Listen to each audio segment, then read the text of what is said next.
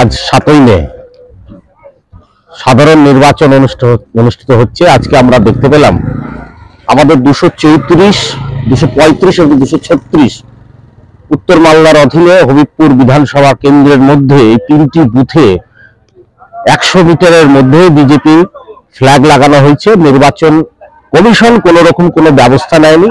আমরা ইতিপূর্বে অভিযোগ জানিয়েছি, কিন্তু আজকে সকালে ভোট গ্রহণ চলছে, এখনো চলছে, তাদের ফ্ল্যাগ বহাল তবিয়তে এখনো টাঙানো আছে।